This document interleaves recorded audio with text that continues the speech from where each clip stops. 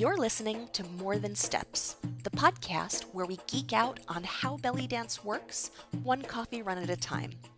I'm your hostess, Nadira Jamal. In the last episode, we talked about kitty energy. That kitty feeling is important because it brings a confident, elegant quality to your dancing. But if you find yourself dancing with your nose in the air and a snooty, prissy demeanor, then you might be overdoing the kitty. I like to think of this as haughty dancer syndrome. Or maybe you're bringing more of a bunny energy, staring at the floor in terror, avoiding the audience, and frantically jumping from one move to the next. Either way, the cure is more puppy. Now, as I mentioned back when we talked about kitty energy, my friend Lilia used to visualize herself as a Labrador puppy when she danced. And she did it for a good reason. Puppies are friendly, energetic, and appealing, and those are important qualities for an entertainer. So why do dancers need puppy energy? Well, the thing to remember is that as entertainers, our job boils down to making the audience glad that they came. And puppy energy helps you do this job by making your audience feel welcome and setting an upbeat, lighthearted tone for your performance.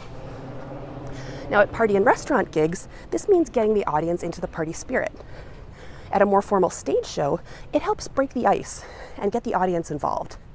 Nothing is more frustrating than dancing for an audience that thinks that they should sit quietly and hold their applause until the end. So how do you get puppy energy? Well, to get some puppy energy into your dance, a good thing to do is to observe a dog, ideally a tiny, energetic puppy. So here's some things that dogs do that you can adapt to the stage.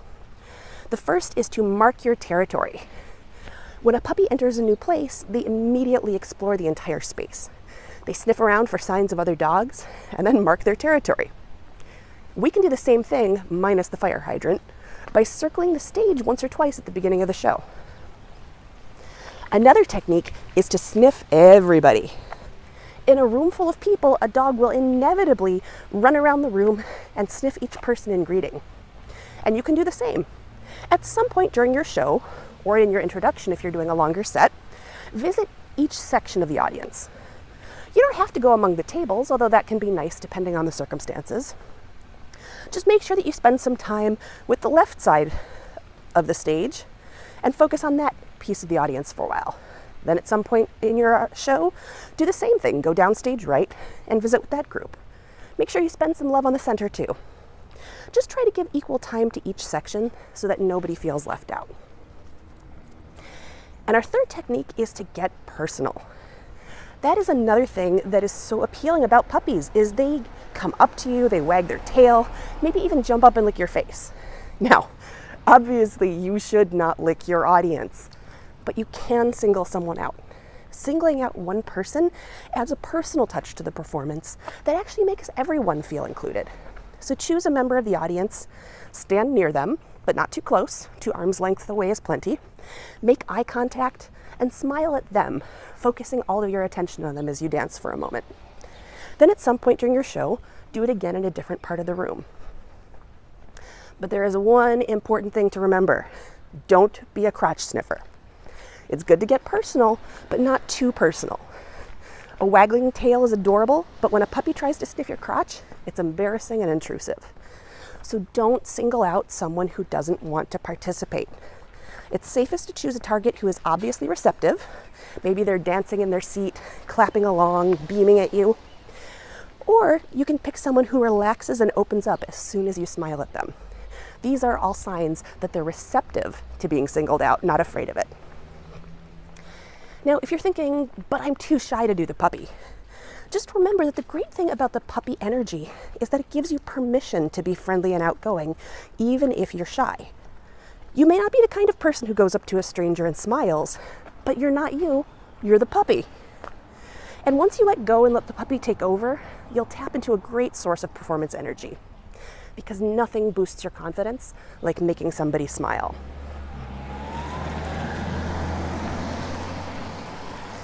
So let's summarize what we've talked about.